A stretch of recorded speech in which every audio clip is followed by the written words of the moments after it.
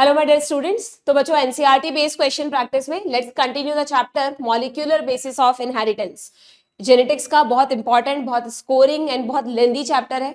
Last session में हमने DNA से रिलेटेड जो डीएनए का स्ट्रक्चर है, डीएनए की सर्च से रिलेटेड एक्सपेरिमेंट्स हैं, chemical structure, double helix model, इन सभी से रिलेटेड क्वेश्चंस किए। ठीक है, इसमें एक चीज जरूर याद रखना जो मुझे कल बताने से रह गई थी कि अगर आपसे पूछे कि डीएनए को एज अ जेनेटिक मटेरियल किसने प्रूव किया, तब तो आपका आंसर होगा हर्शे एंड चेज, जिन्होंने अनइक्विवोकल प्रूफ दिया था इन 1952 अपने एक्सपेरिमेंट से। बट अगर पूछने की डीएनए को डिस्कवर किसने किया था, तो डू रिमेंबर एनसीईआरटी में स्टार्टिंग में ही लिखा हुआ है कि डीएनए को एज एन एसिडिक सब्सटेंस सबसे पहले आइडेंटिफाई किया था फ्रेडरिक मिशर ने। कब कर लिया था? बहुत पहले 1869 में। ठीक है, प्रूफ कब हुआ है DNA as a genetic material? वैसे तो ग्रिफिथ ने कोशिश स्टार्ट कर दी थी, बट जो एक अनइक्विवोकल प्रूफ था वो आया था 1952 में। और जब वो प्रूफ आया तो उसके जस्ट बाद ही 1953 में डबल हेलिक्स मॉडल हमारे सामने आ गया, डीएनए का स्ट्रक्चर क्लियर हो गया। ठीक है, तो डीएनए को आइडेंटिफाई फ्रेडरिक मिशर ने 1869 में ही कर लिया था। बट यस, वो डीएनए को एज अ डीएनए उन्होंने डिस्कवर नहीं किया था। उन्होंने कहा था भाई न्यूक्लियस में कुछ एसिडिक सब्सटेंस है जो बहुत इंपॉर्टेंट है, और उसे उन्होंने नाम दे दिया था न्यूक्लिन। ठीक है, तो इससे रिलेटेड क्वेश्चन भी पूछा जा सकता है। इनफैक्ट मैं कहूंगी कि इस चैप्टर में जितने भी अलग अलग साइंटिस्ट दिए हैं ना, आप उनकी एक टेबल जरूर से अपने शॉर्ट नोट्स में बनाकर रख ले, ईयर वाइज थोड़ा सा कोरिलेट करके पढ़ेंगे तो आपको ईयर्स भी याद रखने में इजी रहेगा। ठीक है, क्योंकि आते हैं इस चैप्टर में जो साइंटिस्ट के नाम है, जैसे ये डबल हेलिक्स मॉडल जब भी पूछते हैं तो वाटसन एंड क्रिक तो होता ही ऑप्शन में, साथ में ये भी दे देते हैं फ्रैंकलिन एंड विल्किंस। तो इन दोनों ने डबल हेलिक्स मॉडल नहीं दिया था, पर इन दोनों ने कुछ एक्सरे डिफ्रैक्शन डेटा से रिलेटेड एक्सपेरिमेंट्स किए थे, उस पर बेस्ड उसको यूज किया था वाटसन एंड क्रिक ने डीएनए का स्ट्रक्चर समझाने में। तो इसलिए आपको दोनों ही अलग अलग साइंटिस्ट का नाम ध्यान रखना है। इरविन चारगाफ और जो भी हमने पढ़ा, फिर सेंट्रल डॉग्मा के लिए क्रिक ने दिया। भाई डबल हेलिक्स मॉडल तो वाटसन एंड क्रिक ने दिया, लेकिन सेंट्रल डॉग्मा सिर्फ क्रिक ने ही दिया। फिर अब हम जब आज नेक्स्ट हमारे आज के सेशन में हम उसके बारे में पढ़ेंगे, रेप्लिकेशन के बारे में। तो रेप्लिकेशन के बारे में भी तुम्हें ध्यान होगा कि जो रेप्लिकेशन का सेमी कंजर्वेटिव मोड है, कि भाई बहुत कंफ्यूजन था ना साइंटिस्ट के सामने कि भाई डीएनए खुद को कैसे रेप्लिकेट करता है, ऐसा क्या है उसके अंदर जिससे वो खुद की एग्जैक्ट कॉपी बना लेता है। तो ये बात भी हमारे सामने फ्रांसिस क्रिक ने ही रखी बच्चों। फ्रांसिस क्रिक एंड वाटसन दोनों ने, जब वो 1953 में अपना मॉडल दिया उन्होंने, और जब उन्होंने देखा कि यार बेसिस तो हाईली कॉम्प्लीमेंट्री है, ए के सामने टी आएगा तो टी ही आएगा, या वाइस वर्सा टी के सामने ए आएगा, सी के सामने जी आएगा या जी के सामने सी आएगा, तो ये बात एकदम यूनिफॉर्मली ट्रू है कि भाई ऐसा ही होगा हमेशा। तो उन्होंने कहा जब बेस इतने कॉम्प्लीमेंट्री होते हैं तो ये बहुत इजीली पॉसिबल है कि अगर डीएनए में दो स्ट्रैंड हैं और ये डीएनए के दो स्ट्रैंड धीरे धीरे खुलते जाएं, तो जब ये खुलेंगे तो इनके अलोंग जो नए न्यूक्लियोटाइड्स हैं कैसे जुड़ेंगे? Based on the complementary nitrogenous base. Nucleotide और नाइट्रोजनस बेस में अंतर समझते हो ना आप? तुम कल बताया था ना मैंने तुम्हें कि न्यूक्लियोटाइड का मतलब तीन चीजें जब जुड़ जाती है, उन तीन में से एक चीज है नाइट्रोजनस बेस, है ना? तो नाइट्रोजनस बेस कॉम्प्लीमेंट्री है, इस वजह से अगर हमें पता है कि दो स्ट्रैंड खुल रहे हैं और इन दोनों स्ट्रैंड की सीक्वेंस क्या है, न्यूक्लियस में चल रहा है एप्लीकेशन और बहुत सारे न्यूक्लियस में फ्री न्यूक्लियोटाइड्स पड़े हुए हैं, ठीक है, तो एक एक न्यूक्लियोटाइड ऑटोमेटिकली अट्रैक्ट होता जाएगा and with the help of enzymes. Attract क्या होता जाएगा? मतलब एंजाइम्स के थ्रू ये पूरा प्रोसेस होगा, उनको वहां पर जोड़ दिया जाएगा। तो धीरे धीरे, जैसे अगर रेड कलर के जो दोनों स्ट्रैंड है उनको हम पेरेंटल स्ट्रैंड माने, तो उनके अलोंग जो ब्लू कलर से बनते हुए आपको दिख रहे हैं न्यूली सिंथेसाइज स्ट्रैंड्स बन जाएंगे और पूरा डीएनए के से एक डीएनए से दो डीएनए आपको मिल जाएंगे। ठीक है, तो रेप्लिकेशन के बारे में भी ये जो इसको कहते हैं सेमी कंजर्वेटिव। सेमी कंजर्वेटिव क्यों? क्योंकि ऐसा नहीं हुआ कि parental DNA as it is रहा और डॉटर डीएनए नया बना हो। पेरेंटल डीएनए के ही दो स्ट्रैंड्स, मतलब पेरेंटल डीएनए ने अपनी इंफॉर्मेशन को आधा आधा डिवाइड कर दिया, ठीक है, और उसके अलोंग दोनों स्ट्रैंड पर नए स्ट्रैंड बने हैं। तो this is called semi conservative mode of replication. तो इस बात को प्रपोज किसने किया था? ध्यान रखना है आपको, वाटसन एंड क्रिक ने। कब? जब वो अपना डबल हेलिक्स मॉडल दे रहे थे, तभी उनके बारे में ये स्कीम आ गई थी दिमाग में कि अच्छा ऐसे ही डीएनए रेप्लिकेट करता होगा। बट अगर तुमसे पूछ ले कि सेमी कंजर्वेटिव मोड को प्रूफ किसने किया था, तो फिर तुम वाटसन एंड क्रिक का नाम मत करके आ जाना। प्रूफ किसने किया था? तो उसमें नाम आता है मीजल्सन एंड स्टॉल का। ठीक है। हो सकता है कुछ बच्चों को ये एक्सपेरिमेंट थोड़ा टिपिकल लगता हो, टफ लगता हो, बट आप मेरे लेक्चर रेफर करना, NCERT line to line series में मैंने बहुत इंटरेस्टिंग और इजी तरह से आपको ये एक्सपेरिमेंट समझाया है। डेफिनेटली आपको एक बार ढंग से लेक्चर देख लो, खुद से डायग्राम बना के देख लो, क्वेश्चन भी कराया है वहां पे जो इस पर बेस्ड न्यूमेरिकल्स आते हैं, तो आपका एकदम पक्का हो जाएगा ये टॉपिक। ठीक है, तो अगर पूछे प्रूफ किसने किया तो मिज़ेल्सन एंड स्टॉल ने, और अगर आपसे पूछे मिज़ेल्सन एंड स्टॉल ने जब प्रूफ किया था ना बच्चों, तो उन्होंने बैक्टीरियल सेल को यूज किया था, इकोलाई को यूज किया था। तो दूसरे साइंटिस्ट के दिमाग में उठा कि यार यूकैरियोट्स में भी ऐसे ही होता है क्या, प्रोकैरियोट में तो कर दिया इन्होंने। तो उन्हीं के पैरेलल यूकैरियोट में विसिया फैबा जो कि एक प्लांट है, फैबा बीन्स है, उस पर टेलर नाम के साइंटिस्ट ने वही 1958 सेम ईयर में जब मिज़ेल्सन एंड स्टॉल ने किया, उसी ईयर में टेलर एट ऑल ने विसिया फैबा पर, जो कि एक यूकैरियोट है, प्लांट है तो यूकैरियोट होगा, सिमिलर एक्सपेरिमेंट किया और प्रूफ किया कि यस, चाहे प्रोकैरियोट है चाहे यूकैरियोट है, डीएनए रेप्लिकेशन सेमी कंजर्वेटिव ही होता है। ठीक है, क्लियर है। बस फर्क इतना था कि मिज़ेल्सन एंड स्टॉल ने अपने एक्सपेरिमेंट में भाई कोई ना कोई एक मॉलिक्यूल चाहिए ना टैग करा हुआ, तो यहां तो उन्होंने तो यूज किया था हैवी आइसोटोप ऑफ नाइट्रोजन। क्या यूज किया था? Heavy isotope of nitrogen. अच्छा, यहां पर एक और बात याद रखना, अभी हम कर रहे हैं क्वेश्चंस पे ही आएंगे हम, बट आप लोग है ना बहुत बार ये गड़बड़ कर देते हो, हैवी आइसोटोप और रेडियो एक्टिव आइसोटोप को एक ही समझ लेते हो। ऐसा जरूरी नहीं है, नो डाउट ज्यादातर चीजों के जो रेडियो एक्टिव आइसोटोप हैं उनका जो वेट है वो नॉर्मल से ज्यादा होता है, बट अगर हम कह रहे हैं कि उन्होंने हैवी आइसोटोप यूज किया था, यानी इस एक्सपेरिमेंट में उन्होंने कहीं भी रेडियो एक्टिविटी को यूज नहीं किया बच्चों। जैसे हर्शी एंड चेज ने क्या किया था, रेडियो एक्टिव एलिमेंट्स लिए थे, तो वो कहाँ है वो एलिमेंट, उसको पहचानने के लिए रेडियो एक्टिव टेक्निक यूज करनी पड़ेगी। लेकिन यहां उन्होंने कोई रेडियो एक्टिव मेथड यूज नहीं किया है, उन्होंने सिंपली डेंसिटी के बेस पर पता लगाया है सेंट्रीफ्यूगेशन करके कि कौन सा डीएनए हैवी है, कौन सा हाइब्रिड है, कौन सा लाइट है। कोई रेडियो एक्टिविटी एक्सपेरिमेंट नहीं हो रहा है यहाँ पे। तो N15 is not a radioactive isotope, very very very important, but it is just a heavy isotope जिसको डेंसिटी के बेस पर डिफरेंशिएट किया जाएगा। ठीक है, क्लियर है। लेकिन जो विसिया फैबा पे एक्सपेरिमेंट हुआ था वहां पे नाइट्रोजन की जगह थाइमिडीन को यूज किया था उन्होंने, और थाइमिडीन कैसा लिया था डिफरेंशिएट करने के लिए, रेडियो एक्टिव। तो वो देखते थे कि किसमें रेडियो एक्टिव है और किसमें नॉन रेडियो एक्टिव है। क्लियर है। ये छोटे छोटे पॉइंट्स हैं, जब आप रिवीजन करते हो टॉपिक्स का तो आप जनरली मैंने देखा है पूरा एक्सपेरिमेंट पढ़ जाते हो, बट उनके जो की पॉइंट्स हैं उन पर आपका ध्यान जाना चाहिए जिससे आपकी गलतियां ना हो। ठीक है, clear.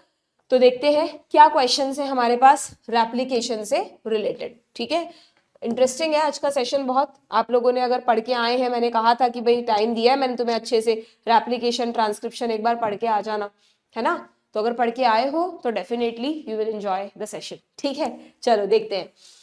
So DNA replication is semi conservative as, अभी बताया, only non parental strand act as template, नहीं ऐसा तो है ही नहीं, नॉन पेरेंटल तो वैसे भी कैसे टेम्पलेट बनेगा, टेम्पलेट में कोई ना कोई पेरेंटल ही होगा। Both strands of new molecule are synthesized de novo, de novo का मतलब होता है अपने आप, कि अगर ये एक पेरेंटल डीएनए है तो ये तो एज इट इज रहा, और जो न्यू डीएनए है वो इसकी कॉपी है, पर वो अपने आप बन गया। अब अपने आप तो कैसे बनेगा, कोई इसके लिए सजेस्टेड मैकेनिज्म ही नहीं था। ठीक है, तो डी नोवो नहीं बनता, हमेशा इस पेरेंटल स्ट्रैंड के दोनों स्ट्रैंड अलग होते जाते हैं और उसके अलॉन्ग नया डीएनए बनता जाता है। ठीक है, तो ये गलत हो गया। नेक्स्ट क्या है, नेक्स्ट है one of the strand in each new molecule is parental and the other is new. इस लाइन को आप समझ गए ना अच्छी तरह से। इसका मतलब क्या है कि अगर हम कह रहे हैं कि ये पेरेंटल डीएनए है, ये पेरेंटल डीएनए है, ठीक है, ये रहा पेरेंटल डीएनए, और ये न्यू डीएनए बन रहा है, सपोज ये इसके अलॉन्ग न्यू स्ट्रैंड बन रहा है, तो जब ये पूरा बन जाएगा तो एक ये रहा, एक ये रहा, और जो इसी का दूसरा स्ट्रैंड है वो न्यूली सिंथेसाइज्ड होगा और ये न्यूली सिंथेसाइज्ड होगा। यानी जो दो न्यू मॉलिक्यूल बनेंगे, in the each new molecule one of the strand is parental and the other strand is the new one. This is called semi conservative mode. ठीक है, तो आंसर हो जाएगा option C, daughter strands are dispersive, नहीं कोई option नहीं है। Clear है, आगे बढ़े। Next question AR type question है, मिज़ेल्सन एंड स्टॉल के एक्सपेरिमेंट से, इससे किसी भी तरह का क्वेश्चन आ सकता है, साइंटिस्ट का नाम पूछ सकते हैं, N15 के बारे में पूछ सकते हैं, कैलकुलेशन बेस्ड क्वेश्चन भी पूछ सकते हैं, है ना, कैलकुलेशन बेस्ड क्वेश्चन होपफुली मैंने लिया, हाँ लिया है। नेक्स्ट क्वेश्चन वही है, देखते हैं। N15 is a radioactive isotope of nitrogen. लो शुरू में ही गड़बड़ कर दिया। देखो ऐसा होता है, मैंने तुम्हें एकदम एग्जैक्टली बता दिया कि किस पॉइंट पर तुम गलती करोगे, तो जैसे ही तुम्हें वैसा क्वेश्चन दिखा तुम पहचान गए। वरना जब फ्लो में हम पढ़ते हैं ना, तो हम यही पढ़ते हैं क्योंकि हमारे दिमाग में यही रहता है यार, ज्यादातर एक्सपेरिमेंट्स में रेडियो एक्टिव एलिमेंट यूज हुए, तो यहाँ भी N15 रेडियो एक्टिव होगा। बट नहीं, N15 को उन्होंने रेडियो एक्टिव नहीं लिया था, ठीक है, तो ये गलत हो गया। Then Taylor and colleague performed experiment on vicia faba to prove that replication is semi conservative. reason as a statement बिल्कुल ठीक है, यानी A is incorrect, R is correct, option C, ठीक है, सिंपल। आगे बढ़े, next question. If E coli कौन से प्रोकैरियोट पर एक्सपेरिमेंट किया था मिजेल्सन ने? ई कोलाई पर। Were allowed to grow in the culture medium for 80 minutes, ठीक है, by Meselson and Stahl. The proportion of, very important, light and hybrid DNA would have been. अब कुछ भी क्वेश्चन पूछे कैसे भी, मैं अगर तुमने लेक्चर देख रखा है तो वहां मैंने तुम्हें मेथड सिखाया हुआ है, एक बार दोबारा देख लो। जब भी आप ये एक्सपेरिमेंट करोगे, सबसे पहली बात तो आप ये ध्यान रखोगे कि जो सबसे स्टार्टिंग में जो डीएनए है ना, उसको जनरेशन 1 मत मान लेना, वरना सारा आंसर गलत हो जाएगा तुम्हारा। अगर तुमने इसको जनरेशन 1 मान लिया तो ये तुम्हारे लिए जनरेशन 3 हो जाती, और अगर क्वेश्चन में टाइम की जगह जनरेशन पूछ लेते तो फिर तुम्हारे आंसर भी गलत हो जाते, जैसे मेंडल ने किया था। जो सबसे शुरू वाला है उसको पेरेंट मानना है, जो सबसे शुरू वाला है उसको पेरेंट मानना है। फिर जैसे F1 F2 होता है, वैसे यहाँ पे फर्स्ट सेकंड ऐसे मानना है तुमको, ठीक है। एक बात तो आपको ये ध्यान रखनी है। अब आपको करना कैसे है इस तरह के क्वेश्चंस को, देखो बहुत सिंपल है कि आपको ध्यान रखना है ई कोलाई में जो टाइम है वो है 20 मिनट, हर 20 मिनट में ई कोलाई डबल हो जाते हैं, उसमें से 18 मिनट उनको रेप्लिकेशन में लगते हैं, ठीक है। तो पेरेंटल से फर्स्ट जनरेशन, फर्स्ट से सेकंड जनरेशन, सेकंड से थर्ड, ऐसे ही बनाना है ना हमें। अब अगर हम टाइम स्केल देखें तो 20 मिनट लगे होंगे पहले, फिर 20 + 20 40, 40 + 20 60, हमें कब आंसर निकालना है? 80 मिनट पर, तो 80 के बाद फोर्थ जनरेशन मिलेगी हमें। अगर मैं यहाँ फर्स्ट लेती तो first, second, third, fourth, fifth, ये फिफ्थ जनरेशन हो जाती है। अगर जनरेशन वाइज पूछ लेते क्वेश्चन तो तुम्हारा आंसर गलत हो जाता, ठीक है ना। वो तो टाइम वाइज पूछा है तो हमें मैटर नहीं करता कि ये फोर्थ जनरेशन है या फिफ्थ जनरेशन है, बट अगर जनरेशन वाइज पूछ लेते तो गलत हो जाता, इसलिए कह रही हूँ पेरेंटल से स्टार्ट करना, ठीक है। चलो अब अगर हम कह रहे हैं कि ये भाई डीएनए, ये तो जनरेशन से, अब कैसे निकालोगे आप? मैं आप समझा रही हूँ, उससे थोड़ा टाइम लग रहा है, एक बार मेथड आ जाएगा एग्जाम में फटाफट कर सकते हो तुम, ठीक है। पेरेंट के पास एक बैक्टीरिया तो एक डीएनए होगा, 1 से 2 बने होंगे, 2 से 4 बने होंगे, 4 से 8 बने होंगे, 8 से 16 बने होंगे। तो हम बहुत इजीली पता लगा सकते हैं कि टोटल डीएनए मॉलिक्यूल कितने हैं, ठीक है। अब अगर हम मिजेल्सन एंड स्टॉल के एक्सपेरिमेंट की बात कर रहे हैं तो वी ऑल नो कि जो पहला डीएनए था उनका वो हैवी डीएनए था, क्योंकि उन्होंने शुरू में N15 वाले मीडियम में ग्रो किया था बैक्टीरिया को। तो इसका मतलब ये तो एक अकेला डीएनए है, दिस इज हैवी डीएनए, ठीक है। अगर हैवी से नए 2 बनेंगे तो बट ऑब्वियस 2 हैवी स्ट्रैंड अलग हो जाएंगे। मतलब N15 हैवी का मतलब क्या होता है? जिसमें दोनों 15 स्ट्रैंड हो, हमेशा याद रखना। और हाइब्रिड का मतलब क्या होता है? जहां पे एक स्ट्रैंड 15 हो, एक 14 हो। और लाइट डीएनए का मतलब जिसमें दोनों स्ट्रैंड 14 हो, ठीक है। तो अगर 15 वाले अलग हुए और नए वाले 14 बनेंगे तो इसका मतलब दोनों के दोनों डीएनए कैसे हैं? हाइब्रिड डीएनए है। क्या फर्स्ट जनरेशन में कोई रेशो होगा? नहीं, no ratio, only 2 DNA molecule, both are hybrid. Ratio के लिए हाइब्रिड के साथ हैवी या लाइट चाहिए आपको, ठीक है। नाउ अब 2 से बने 4, तो जब 4 डीएनए बने ना तो क्या होगा? देख लो यहाँ पर, जब 4 डीएनए बने तो अब हैवी डीएनए तो कभी मिलेगा ही नहीं आपको। अब आप खुद इमेजिन करो, हाइब्रिड वाला है तो जो N14 N15 है वो दोनों अलग हुए होंगे क्या? ये रहा, है ना। तो अलग होने से क्या होगा? अलग होने से नए वाले हमेशा 14 बनाने हैं और पुराने अल्टीमेटली 2 ही तो रहेंगे। 2 से ज्यादा 15 वाला स्ट्रैंड हो सकता है क्या? जब एक ही बैक्टीरिया से आप शुरू कर रहे हो तो N15 मतलब रेड कलर के टोटल स्ट्रैंड 2 ही तो रहेंगे। आप चाहे 4 डीएनए बना दो, चाहे 8 बना दो, चाहे 16 बना दो, आपको सिर्फ 2 ही डीएनए मॉलिक्यूल्स ऐसे मिलेंगे जो हाइब्रिड होंगे। बाकी जितने भी हैं वो सब लाइट ही तो होंगे बच्चों, गेटिंग माय पॉइंट। तो इसका मतलब अगर हम यहाँ पर देखें कि 4 डीएनए टोटल है तो आपको हमेशा ध्यान रखना है लाइट इज टू हाइब्रिड कैसे करना है। 2 लाइट कर दो, बाकी जो बचे वो हाइब्रिड, इक्वली डिवाइड नहीं कर रही, मैं कह रही हूँ 4 में से 2 लाइट है, बाकी बचे जो हाइब्रिड। 8 में से 2 लाइट है, बाकी जो बचे वो हाइब्रिड। अब 8 के 16 हुए, तो 16 में से 2 लाइट है, बाकी जो बचे वो हाइब्रिड। हमेशा यही फॉर्मूला चलेगा। अगर 16 से 32 हो जाते तो 32 में से क्या होता, यहाँ पर अगर 32 होते तो 32 में से 2 hybrid and 30 DNA molecules are light one. समझ गए? बस ये फॉर्मूला लगाना, यहां मत लगा देना शुरू में, ये शुरू वाला याद रखना है, फिर उसके बाद लगाना है ये फॉर्मूला, ठीक है। तो रेशो क्या आएगा, अगर तुमसे पूछे 40 मिनट बताओ 1:1 का रेशो, 60 मिनट बाद बताओ 1:3 का रेशो, 80 मिनट बाद बताओ 1:7 का रेशो। सिंपल, ठीक है। तो या तो आंसर रेशो में होगा या अगर परसेंटेज में तो भी कोई दिक्कत नहीं है। इसमें एक चीज जरूर याद रखना, कई बार आप गड़बड़ क्या करते हो, 80 मिनट बाद आपसे रेशो पूछते हैं, आपको याद है 1:7 और आप जल्दीबाजी में 1:7 टिक करके आ गए। अगर लाइट इज टू हाइब्रिड पूछा है तब तो 1:7 सही है, बट अगर क्वेश्चन में लिखा होता हाइब्रिड इज टू लाइट तो फिर आंसर होता 7:1। तो इस बात का आपको ध्यान रखना पड़ेगा स्पेशली। देखो कितनी बड़ी मिस्टेक कर दी है ना, कितनी बड़ी मिस्टेक कर दी ना, समझाते समझाते जल्दीबाजी में। लाइट इज टू हाइब्रिड में हमेशा 2 मॉलिक्यूल किसके होंगे, हमेशा 2 मॉलिक्यूल किसके होंगे, लाइट के या हाइब्रिड के, बताओ। हमेशा 2 मॉलिक्यूल किसके होंगे, लाइट के या हाइब्रिड के। यहाँ लिखा ना, तब याद आया मुझको कि ये हाइब्रिड के साथ कहां से आ गए बच्चों। यहाँ पर हमने उल्टा कर दिया है, हमने अगर पहले लाइट लिखा है ना मैंने, तो रुक जाओ जरा, जस्ट उल्टा कर दिया। लॉजिक बिल्कुल सही है, पर हाइब्रिड के हमेशा 2 रखने हैं ना, वेरी सॉरी। आप खुद देखो, हाइब्रिड के तो हमेशा 2 होंगे, क्योंकि हाइब्रिड का मतलब जिसमें एक N15 वाला स्ट्रैंड हो। ओके, तो जितने भी टोटल मॉलिक्यूल बनेंगे, जितने भी टोटल मॉलिक्यूल बनेंगे उनमें से 2 हाइब्रिड, बाकी जो बचे वो लाइट। 2 हाइब्रिड, बाकी जो बचे वो लाइट। 2 हाइब्रिड, बाकी जो बचे वो कितने, 14 लाइट। समझ गए क्या आप? ये जो 2 वाली वैल्यू हम कांस्टेंट रख रहे हैं ना, ये जो 2 वाली वैल्यू हम कांस्टेंट रख रहे हैं, ये कांस्टेंट हाइब्रिड की वैल्यू है, ठीक है। लॉजिकली, वो फ्लो में बताते वक्त लॉजिक ध्यान नहीं रहा, लॉजिकली आपको हाइब्रिड की वैल्यू क्या है, 2 रहेगी। लाइट तो कितने भी बन सकते हैं नए, क्योंकि N14 तो है ही मीडियम में अवेलेबल, कितने भी लाइट स्ट्रैंड बना लो। हाइब्रिड स्ट्रैंड के लिए एक N15 स्ट्रैंड चाहिए, और वो शुरू से टोटल 2 ही स्ट्रैंड्स है, ठीक है। क्लियर है? तो यहाँ पर इस चीज को करेक्ट कर लो जरा। तो यहाँ पर अगर लाइट इज टू हाइब्रिड का रेशो पूछ रहे हैं, लाइट इज टू हाइब्रिड का रेशो पूछ रहे हैं 80 मिनट के बाद, तब तो 7:1 है, ठीक है।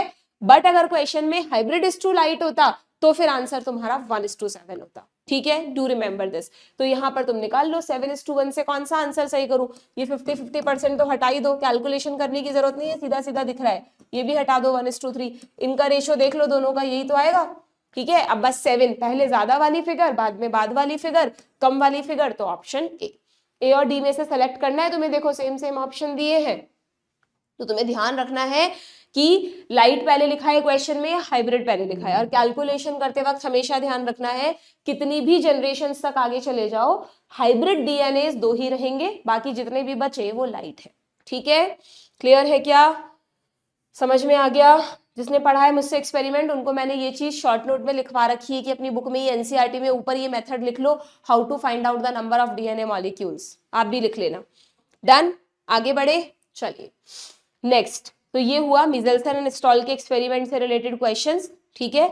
अब आते हैं हम रेप्लिकेशन की मशीनरी पर, कि रेप्लिकेशन जब करता है डीएनए, अगेन इसमें भी आपको बहुत कंफ्यूजन होते हैं। अगर आपने ये टॉपिक सिर्फ एनसीईआरटी से पढ़ा है ना, आपने कुछ लॉजिक ही नहीं समझा इसके पीछे, तो it is very very very complicated. NCERT की लैंग्वेज, यहाँ पर ये जो पूरा मेथड बताया है बहुत कॉम्प्लेक्स है बच्चों, आपको डायरेक्ट समझ में नहीं आएगी। पहले आपको प्रोसेस पता होना चाहिए, उसका पूरा डायग्राम, एक एक स्टेप पता होना चाहिए, फिर आप पढ़ के देखना, आपको सब कुछ ईजी लगेगा, ठीक है। बिल्कुल ऐसे ही मैंने लेक्चर में पढ़ाया है, आप जाके देख सकते हैं, ओके। अब रेप्लिकेशन में आपसे या तो ये डायग्राम पे बहुत बार क्वेश्चन आया है, इस डायग्राम में आपको पूछ लेते हैं स्ट्रैंड्स की पोलैरिटी बताओ, या एंजाइम्स के नाम पे क्वेश्चन आ जाता है ना। रेप्लिकेशन में क्या क्या एंजाइम चाहिए, देखो बहुत आसान है। आपको डीएनए से नए डीएनए बनाना है, तो पहले डीएनए को खोलने के लिए एंजाइम चाहिए। खोलने के लिए कौन आएगा, हेलिकेज, हेलिक्स को खोलेगा। फिर जब हेलिकेज उसको खोल रहा है, तो आपको पता है डीएनए का रेप्लिकेशन में जो नया स्ट्रैंड बनता है, उसमें सीधा एक एक न्यूक्लियोटाइड नहीं जुड़ सकते, हमेशा एक सिंगल न्यूक्लियोटाइड कभी भी स्ट्रैंड की शुरुआत नहीं कर सकता। एक न्यूक्लियोटाइड तब आके जुड़ेगा जब एक छोटा सा चेन ऑलरेडी यहां बनी हुई हो। उस छोटी सी चेन को कहते हैं प्राइमर। जो बनी बनाई है बस वो कॉम्प्लीमेंट्री होनी चाहिए, आकर जुड़ जाती है। तो प्राइमर को जोड़ने के लिए प्राइमेज, ठीक है। अब प्राइमेज तो आके जुड़ गया, ये रे प्राइमर्स तो आके जुड़ गए with the help of primase. अब उस पर एक एक न्यूक्लियोटाइड आके जुड़ता जाएगा। एक एक न्यूक्लियोटाइड को जोड़ने के लिए डीएनए पॉलीमरेज, ठीक है। और डीएनए पॉलीमरेज इसको जोड़ता भी जाता है प्लस प्रूफ रीडिंग भी करता जाता है। अलग अलग टाइप के पॉलीमरेज होते हैं, आपके कोर्स में नहीं है तो आप उस पार्ट को छोड़ सकते हैं, ठीक है। एंड लास्टली, क्योंकि दोनों स्ट्रैंड्स में से एक पर कंटिन्यूअस और एक पर डिसकंटिन्यूअस सिंथेसिस चल रहा है, ध्यान है आपको, इन फ्रेगमेंट्स को क्या कहते हैं? They are called Okazaki fragments. Scientist के नाम पर they are called Okazaki fragments. तो इन फ्रेगमेंट्स को आपस में कनेक्ट करने के लिए, जोड़ने के लिए कौन सा एंजाइम आएगा? हमेशा जोड़ने के लिए कौन आता है? लाइगेशन करने के लिए लाइगेज। बायोटेक में भी लाइगेज बहुत इंपॉर्टेंट है, हम उसका नाम पढ़ते नहीं है ज्यादा जगह। रेस्ट्रिक्शन एंजाइम का नाम तो हर जगह लिखा हुआ है, बट हमेशा ध्यान रखो जितनी बार रेस्ट्रिक्शन एंजाइम कट लगाएगा उतनी ही बार जोड़ने के लिए लाइगेज भी चाहिए, ठीक है। तो यहाँ पर भी एप्लीकेशन में रेस्ट्रिक्शन एंजाइम की तो हमें जरूरत नहीं है, ठीक है। यहाँ तो सारा काम डीएनए पॉलीमरेज कर रहे हैं, बट लाइगेज हमें यहाँ भी चाहिए। तो 4 मेन एंजाइम हो गए, helicase, primase, polymerase and ligase, ठीक है। अब इसमें जो दूसरा क्वेश्चन बनता है वेरी वेरी इंपॉर्टेंट, जिसमें आप सबसे ज्यादा कंफ्यूज होते हो, पोलैरिटी। एक तो कुछ बच्चों को यही नहीं पता होता कि यार इसको 5 to 3 पढ़े या 3 to 5 पढ़े। तो मैंने आपको लेक्चर में बताया हुआ है कि हमेशा जहां पर भी ओराय होता है, ओराय का मतलब ओरिजिन ऑफ रेप्लिकेशन, यानी जहां से भी डीएनए खुलता है वहां से आपको पोलैरिटी पढ़नी है, ठीक है। तो ये यहां से खुला हुआ है डीएनए, अभी ये वाला पार्ट बंद है, बाद में खुलेगा, तो आपको पोलैरिटी हमेशा ऐसे पढ़नी है, ठीक है। अगर किसी बच्चे को नहीं पता था तो प्लीज ध्यान रखना इस पॉइंट को कि जहां से ओराई इस तरफ है तो दोनों स्ट्रैंड्स की पोलैरिटी आप ऐसे पढ़ोगे, ये है 3 to 5 स्ट्रैंड और ये है 5 to 3 स्ट्रैंड ऑलवेज। अगर इस डायग्राम को मैं उल्टा बना देती, मान लो ऐसे बनाती मैं इस डायग्राम को, तो पोलैरिटी यहां से पड़ती, इस डायरेक्शन में पोलैरिटी पड़ती, ठीक है। जिस डायरेक्शन में रेप्लिकेशन चलेगा उसी डायरेक्शन में पोलैरिटी पड़नी है। जहां ओराय है वो इनिशियल पॉइंट है, डू रिमेंबर, ठीक है। क्योंकि ओराय इसको इस तरह से खोल रहा है, तो इस तरह से खोलने की वजह से एक फोक का जैसा दिखता है, that's why it is called replication fork, पढ़ रखा है हमने। अब सुनो, अब नेक्स्ट कंफ्यूजन हमें ये होता है, पोलैरिटी तो समझ में आई गई आपको, जो 2 ब्लू कलर से दिखाए हैं दोनों यहाँ पर टेम्पलेट स्ट्रैंड्स हैं, ठीक है भाई। अब दूसरा क्वेश्चन आपका ये होता है बहुत इंपॉर्टेंट कि किस स्ट्रैंड पर तो कंटिन्यूअस सिंथेसिस होगा और किस स्ट्रैंड पर डिसकंटिन्यूअस सिंथेसिस होगा। इसमें सबसे बड़ा कंफ्यूजन होता है हमको। तो बहुत आसान है बच्चों इसको समझना। आपको मैंने बहुत अच्छे से एक बार प्लीज इट्स अ रिक्वेस्ट कि आप एप्लीकेशन का लेक्चर जरूर देखें, बहुत सिंप्लीफाई करके चीजें मैंने वहां समझाई है ना। यहाँ पे अभी क्विकली इतना पॉसिबल नहीं है, मैं शॉर्ट में कोशिश कर रही हूँ कि आपको चीजें बता दूं कि रेप्लिकेशन में जो सबसे मेन एंजाइम है ना पॉलीमरेज, डीएनए पॉलीमरेज, बहुत नखरे हैं उसके, क्योंकि वो बहुत स्पीड में, एक्यूरेसी में बहुत अच्छे से काम करता है, बहुत परफेक्ट एंजाइम है, तो इसलिए उसके नखरे भी है ना। तो उसके नखरे ये हैं, उसकी 2 कंडीशंस हैं। पहली कंडीशन तो ये कि वो कभी भी प्रोसेस को अकेले शुरू नहीं करता। अकेले मतलब जो अभी थोड़ी देर पहले मैंने कहा कि एक एक मोती को नहीं जोड़ता, एक मोती से शुरुआत नहीं करता, मतलब पहली ईंट वो नहीं रखता कभी भी। कहता है कि अगर प्राइमर जुड़ा हुआ है तो ही मैं उस पर नए न्यूक्लियोटाइड्स को जोड़ूंगा, वरना नहीं। तो इसलिए एक तो प्राइमेज एडिशनल आ गया। दूसरा नखरा उसका ये है कि मैं जो भी न्यू स्ट्रैंड बनाऊंगा ना, ये जो रेड कलर से आपको बनता हुआ दिख रहा है, उसको हमेशा 5 to 3 डायरेक्शन में ही बनाऊंगा। न्यू स्ट्रैंड को 5 to 3 डायरेक्शन में ही बनाऊंगा। वेरी वेरी वेरी इंपॉर्टेंट, जो न्यू सिंथेसिस होता है वो हमेशा 5 to 3 डायरेक्शन में होता है। अब तुम खुद देखो कि अगर ये कह रहा है तो 5 to 3 डायरेक्शन में यहाँ तो आराम से काम चल रहा है, क्योंकि दोनों एंटी पैरेलल हो रहे हैं, कोई दिक्कत नहीं है। बट अगर यहाँ ये कॉन्सेप्ट होता कि ये 5 होता और ये 3 होता और इस तरह ये चेन चल रही होती है आराम से जैसे होना चाहिए था, तो एक गड़बड़ नहीं हो जाती क्या? डीएनए तो बनता जाता, बट ये देखो जरा 5-5 दोनों पैरेलल स्ट्रैंड बन जाते, जबकि डीएनए के स्ट्रक्चर में दोनों स्ट्रैंड एंटी पैरेलल होने चाहिए। तो यहाँ पर क्या किया नेचर ने, कहा कि ठीक है भाई अब नखरे तो उठाने पड़ेंगे, इसका हम एक दूसरा अल्टरनेट निकाल लेते हैं कि अगर तुम्हें 5 to 3 डायरेक्शन में काम करना है तो तुम यहाँ पर उल्टा काम करो।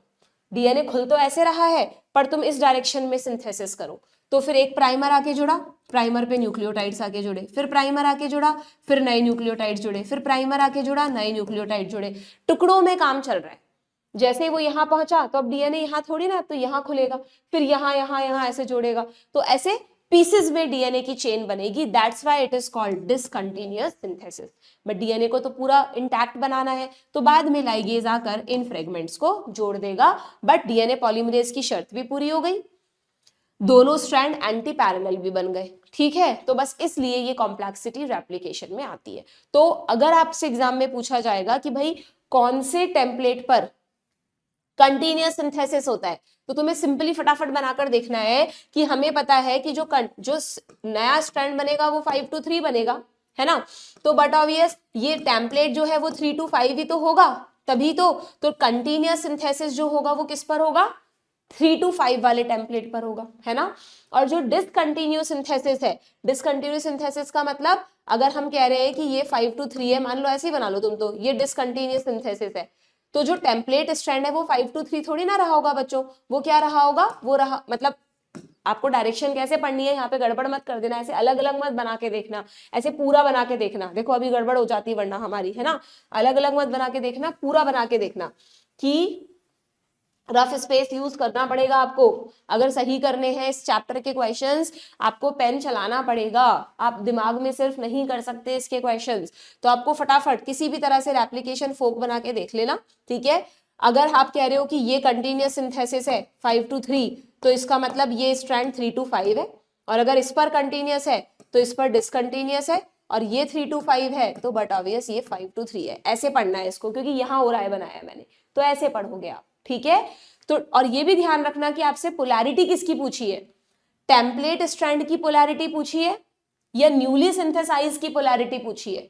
टेम्पलेट की पूछी है तो दोनों अलग अलग है, बट अगर न्यूली सिंथेसाइज की पोलैरिटी पूछी है तो न्यूली सिंथेसाइज तो हमेशा एक ही डायरेक्शन में बनता है, दैट इज 5 to 3, ठीक, क्लियर। और इसीलिए इसको लीडिंग स्ट्रैंड और इसको लैगिंग स्ट्रैंड कहते हैं, क्योंकि इसमें थोड़ा एक्स्ट्रा काम करना है, थोड़ा देरी से बनता है ये, क्लियर है। ध्यान रहेंगे सारे क्वेश्चंस। चलो अगर सबको समझ आ गया तो देख लेते हैं। और हाँ एक चीज और, यहाँ पर ना तुम्हारी बुक में यहाँ पे कुछ डेटा दिया है कि ये जो हमारा नखरीला एंजाइम है ना डीएनए पॉलीमरेज, ये कितनी स्पीड में काम करता है, उसकी स्पीड की कैलकुलेशन दी है आपको कि अगर ई कोलाई में हमने पढ़ रखा है, ई कोलाई में टोटल बेस पेयर कितने होते हैं, लगभग 4.6 × 10⁻⁶ शुरू में आया था चैप्टर में। तो इतने बेस पेयर्स को रेप्लिकेट करने में इसको सिर्फ 18 मिनट का टाइम लगता है। एक पुराना एडिशन था एनसीईआरटी का, उसमें ये 38 लिखा हुआ था। बाई चांस किसी बच्चे के पास वो एडिशन है तो करेक्ट कर लो उसे। जब 20 मिनट में ई कोलाई रेप्लिकेट हो रहा है तो 38 मिनट उसके डीएनए को रेप्लिकेट होने में थोड़ी ना लगेंगे, 20 में से 18 मिनट लगते हैं, 2 मिनट में सेल डिवाइड हो जाती है, दैट्स इट, ठीक है। क्लियर है क्या। तो जरा स्पीड देख लो इसकी, अगर तुमसे पूछ ले नीट में 2000 बेस पेयर पर सेकंड, तुम थोड़ी थोड़ी मेहनत करने में घबराते हो, तुम्हारा डीएनए पॉलीमरेज 1 सेकंड में तुम्हारे 2000 बेस पेयर्स को रेप्लिकेट कर देता है, ठीक है। कितना स्पीड में काम कर रहा है, और फिर भी गलती नहीं करता, गलती करेगा तो म्यूटेशंस पे म्यूटेशंस होते रहेंगे ह्यूमन बींग्स में, ओके। समझ में आ गई क्या बात। और हाँ एक और बहुत इंपॉर्टेंट, ये जो डीएनए पॉलीमरेज एंजाइम है ना, सॉरी ये नहीं, डीएनए पॉलीमरेज की बात तो हो गई, जो नया स्ट्रैंड बनाने के लिए मोती आ रहे हैं ना, मोती मतलब ये न्यूक्लियोटाइड, न्यूक्लियोटाइड मतलब एक शुगर, एक एन बेस और एक फॉस्फेट, ये एक फॉस्फेट के साथ नहीं आ रहे बल्कि ये 3 फॉस्फेट के साथ आ रहा है। जब ये जुड़ता है चेन में तो ये दोनों फॉस्फेट अलग हो जाते हैं, और जब ये फॉस्फेट बॉन्ड टूटते हैं तो एनर्जी प्रोवाइड करते हैं, जस्ट लाइक एटीपी।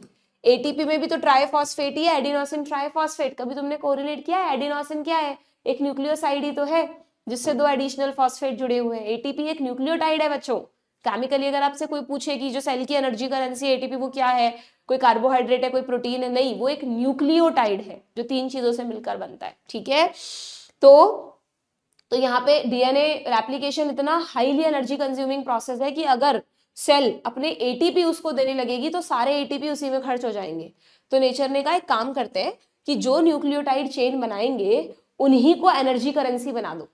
अगर यहाँ पे जी आ रहा है तो भी कोई बात नहीं, अगर यहाँ पे टी आ रहा है तो भी कोई बात नहीं, सबके साथ ट्रिपल फॉस्फेट लगा के भेज दो, और जब वो जुड़ेंगे तो 2 फॉस्फेट अलग कर दो, एनर्जी भी प्रोवाइड कर देंगे। तो ये भी क्वेश्चन नीट में आया हुआ है कि डीएनए रेप्लिकेशन के दौरान वो कौन है जो सबस्ट्रेट का भी काम करता है, यानी चेन में मोनोमर भी है, प्लस एनर्जी भी प्रोवाइड करता है। तो वो है ये मोती। इस मोती का नाम क्या है? देखो, इसको आप न्यूक्लियोटाइड नहीं कह सकते, अगर इससे 3 फॉस्फेट जुड़े हुए हैं तो इसका नामकरण करना पड़ेगा आपको न्यूक्लियोसाइड ट्राइफॉस्फेट। न्यूक्लियोसाइड ट्राइफॉस्फेट दिख रहा है क्या? न्यूक्लियोसाइड ट्राइफॉस्फेट, और क्योंकि डीएनए का है तो डीऑक्सीराइबो भी लगा दो। न्यूक्लियोटाइड ट्राइफॉस्फेट मत कर देना, क्योंकि न्यूक्लियोटाइड बाइफॉस्फेट बोलो, या तो वो नहीं बोला साइंटिस्ट ने, तो न्यूक्लियोसाइड ट्राइफॉस्फेट। ठीक है, क्लियर? सब पढ़ रखा है हमने बिल्कुल इतने ही स्पेशल फोकस के साथ। ठीक, तो मैच करो भाई, हेलिकेज को किससे मैच करें बताओ? हेलिकेज को किससे मैच करें? ये रहा अनवाइंडिंग ऑफ डीएनए। लाइगेज को किससे मैच करें? Joining of Okazaki. प्राइमेज क्या करेगा? प्राइमर्स को जोड़ेगा, और पॉलीमरेज ये रहा। अच्छा, इसमें भी एक डाउट होता है बच्चों को कि मैम ये प्राइमर को आरएनए प्राइमर क्यों कहते हैं?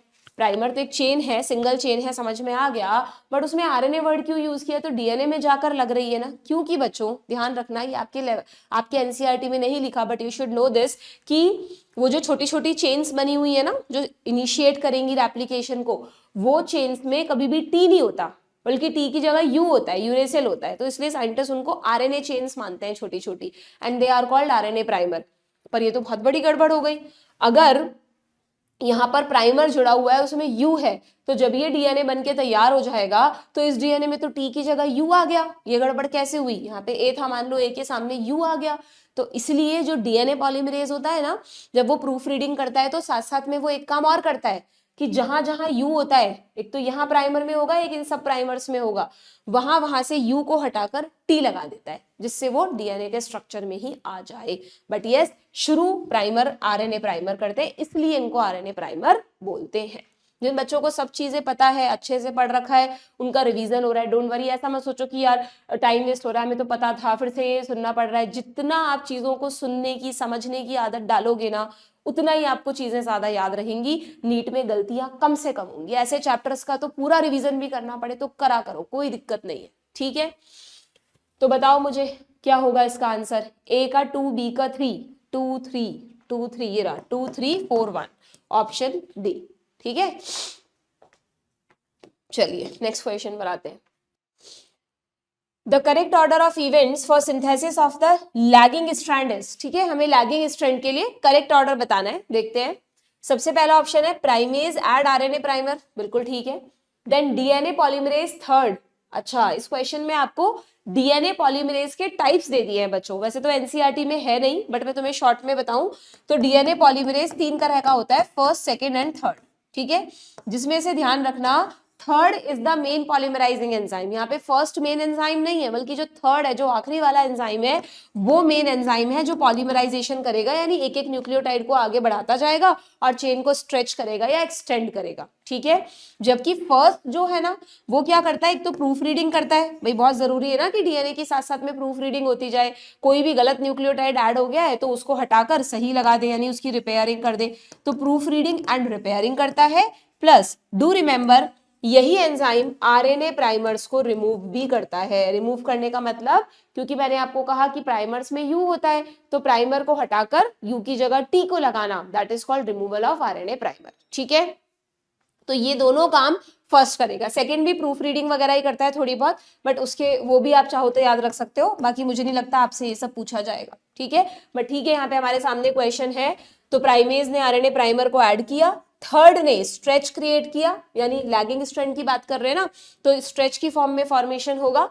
फर्स्ट ने प्राइमर्स को रिमूव किया, very very important, and then ligase gaps को सील करेगा। तो सीधा सीधा हमें आंसर मिल गया ऑप्शन ए। ठीक है, बाकी सब में इन्हीं चीजों को आगे पीछे करके लिखा है। हाँ, यहाँ पर डी में हो सकता है आप कंफ्यूज हो, क्योंकि यहाँ हेलिकेज भी दिया है, जबकि यहाँ तो दिया ही नहीं हमको हेलिकेज। तो हमें लगेगा यार पहले तो हेलिकेज आना चाहिए, तो ये ज्यादा सही होना चाहिए। बिल्कुल हो सकता था, बट अगर आप इस ऑप्शन को आगे पढ़ो तो प्राइमेज क्रिएट अ प्राइमर, ये ठीक है। DNA polymerase 1 elongate the stretch, यानी पॉलीमराइजेशन के लिए इन्होंने फर्स्ट का नाम लिख दिया, विच इज रॉन्ग, इसलिए हम डी की जगह यहाँ पर ए को चूज करेंगे। ठीक है, क्लियर? आगे बढ़ते हैं। आरएनए प्राइमर्स क्यों चाहिए भाई डीएनए सिंथेसिस में, अभी अभी बताया मैंने आपको, क्योंकि डीएनए पॉलीमरेज जो थोड़ा नखरीला एंजाइम है वो कहता है it can only add to an existing strands of nucleotide जो कि प्राइमर है। जब तक प्राइमर आके नहीं जुड़ता वो एक एक न्यूक्लियोटाइड को ऐड करना शुरू नहीं करेगा। तो यही हमारा सही आंसर है। ठीक है, इस क्वेश्चन में जो बी ऑप्शन है वो भी गलत नहीं है बच्चों। देखो बी में लिखा है कि DNA polymerase can polymerize only in one direction. We know कि डीएनए पॉलीमरेज हमेशा 5 to 3 डायरेक्शन में ही काम करता है, बट इसका आरएनए प्राइमर से कोई रिलेशन नहीं है ना। ये तो ये इस डायरेक्शन में काम करता है, इसकी वजह से रेप्लिकेशन में कॉम्प्लेक्सिटी क्रिएट हो गई, एक जगह कंटिन्यूअस और एक जगह डिसकंटिन्यूअस सिंथेसिस हुआ, उससे कोरिलेट करेंगे आप इसको। ठीक है, तो जरूरी नहीं है कि हर उस क्वेश्चन में जहां ऑल ऑफ द अबव दिया हो वहां पर answer all of the above हो। मोस्टली होता है 70-80% क्वेश्चन, 90% तक में ऐसा होता है कि जहां ऑल ऑफ द अबव दिया है, बट हमेशा नहीं। इसलिए हमेशा अपने कॉन्सेप्ट्स पर यकीन करना सीखो। ठीक है, अगर कॉन्सेप्ट स्ट्रांग है, अच्छी नॉलेज गेन की है, तो अपने आप कॉन्फिडेंस आएगा, सीधी सी बात है। Now the Okazaki fragments in DNA chain. Okazaki fragments अभी देखे हमने, ये जो बन रहे हैं इनके लिए क्वेश्चन पूछा है कि दे पॉलीमराइज इन 3 to 5 डायरेक्शन। ये तो वैसे ही गलत हो गया, साफ साफ दिख रहा है ओकाजाकी फ्रेगमेंट 5 to 3 डायरेक्शन में पॉलीमराइज हो रहे। ठीक है, चाहे से जो फाइनल स्ट्रैंड बनेगा उसको आप 3 to 5 पढ़ोगे, लेकिन ये खुद तो 5 to 3 डायरेक्शन में ही पॉलीमराइज हो रहे हैं ना। तो दे पॉलीमराइज इन 3 to 5 गलत है। सेमी कंजर्वेटिव का यहाँ इससे कोई रिलेशन नहीं है, ये रहा पॉलीमराइज इन 5 to 3 डायरेक्शन। आगे क्या लिखा है, and explain 3 to 5 DNA replication. इसका मतलब है कि जो पूरा जो नया स्ट्रैंड बनता है, जो 3 to 5 स्ट्रैंड बनेगा, इस स्ट्रैंड का फाइनल नेम तो हम ऐसे ही पढ़ेंगे ना 3 to 5, क्योंकि ये 5 to 3 पर बना है। तो इसलिए ओकाजाकी फ्रेगमेंट्स कौन से रेप्लिकेशन को एक्सप्लेन कर रहे हैं, इस वाले स्ट्रैंड को जिसकी फाइनल पोलैरिटी होगी 3 to 5। ठीक है, क्लियर है क्या, कंफ्यूज मत होना इससे। आपसे ज्यादा यही पूछेंगे कि ओकाजाकी फ्रेगमेंट कौन सी डायरेक्शन में पॉलीमराइज होते हैं, तो सीधा सीधा आंसर सी हो जाएगा। ठीक है, आगे बढ़े। DNA replication in eukaryotes differ from in prokaryote यानी बैक्टीरिया। तो हमेशा ध्यान रखो, अगर आप प्रोकैरियोट और यूकैरियोट में डिफरेंस देख रहे हो रेप्लिकेशन में बच्चों, तो वहां पर प्रोसेस में कोई डिफरेंस नहीं है। इन्होंने ऑप्शंस में जितने भी ऑप्शन में ये लिखा है ना 3 to 5, 5 to 3, वो वाले ऑप्शन चूज नहीं करने आपको। अननेसेसरी टाइम मत वेस्ट करना, डायरेक्शन सब में सेम रहती है, सिर्फ मेन डिफरेंस या तो टाइप ऑफ डीएनए पॉलीमरेज में होता है, जो मैंने तुम्हें बताया ना फर्स्ट सेकंड थर्ड। तो जो यूकैरियोट उनमें अल्फा, एप्सिलॉन, डेल्टा इस तरह के एंजाइम्स होते हैं, उसमें आपको नहीं जाना। या फिर कुछ एडिशनल एंजाइम्स होते हैं, गायरेज, टोपोआइसोमरेज, जो प्रोकैरियोट्स को चाहिए होते हैं, वो सब आपके कोर्स में नहीं है। बस एक चीज है जो आपको ध्यान रखनी है, ये देखो इसके सी ऑप्शन में क्या लिखा है, there are many replication fork in eukaryotic chromosome, क्योंकि यूकैरियोट में क्रोमोसोम इज लॉन्ग, तो क्रोमोसोम अगर एक ही हो रहा होगा और उसी से पूरा एप्लीकेशन चलेगा ना बच्चों, तो it become a time consuming process. तो नेचर ने क्या किया, यूकैरियोटिक क्रोमोसोम में जगह जगह ओराए बना दिए, पैरेलल, एक ही क्रोमोसोम पर पैरेलल डीएनए रेप्लिकेशन बहुत सारी जगह चलता है। तो यूकैरियोट्स में हमारे में जिनमें लंबा क्रोमोसोम है वहां पर मैनी रेप्लिकेशन फोक आपको दिखेंगे, जबकि प्रोकैरियोटिक डीएनए आपको पता है कंपैरेटिवली शॉर्ट होता है, तो और सर्कुलर भी होता है, तो वो एक ही जगह से खुलेगा, वहीं से रेप्लिकेशन आगे बढ़ेगा। ठीक है, तो ओनली वन रेप्लिकेशन फोक, एक ही बबल दिखेगा आपको उसमें। So option C. ठीक है, आपको यही डिफरेंस याद रखना है। आप ये लिख भी सकते हैं, मुझे जहां तक ध्यान है, या तो बायोटेक में किसी चैप्टर में ये लाइन छोटी सी लिखी हुई है कि there are many ori in eukaryote while only one in prokaryote. ठीक है, यहां पर भी आप लिख लेना स्टार पॉइंट करके।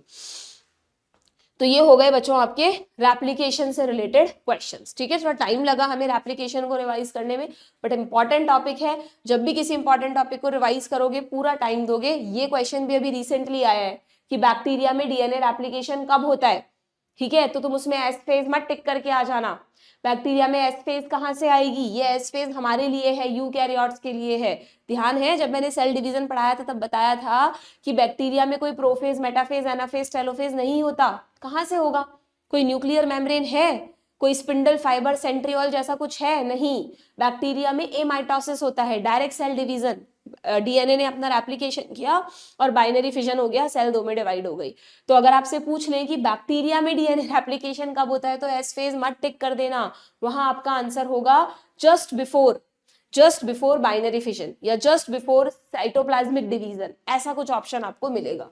ठीक है, क्लियर है? छोटी छोटी चीजें हैं जो आपको ध्यान रखनी होती है। चलिए, पॉलीप्लॉइडी पहले ही बता चुकी हूँ इससे प्रीवियस चैप्टर में, दोबारा आ गया यहाँ पे।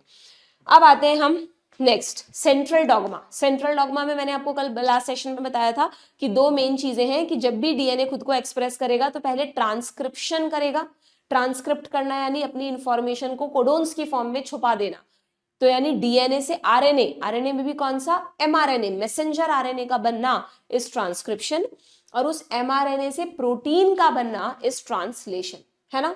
तो ट्रांसक्रिप्शन एक बहुत अच्छा खासा टॉपिक है इस चैप्टर में, है ना।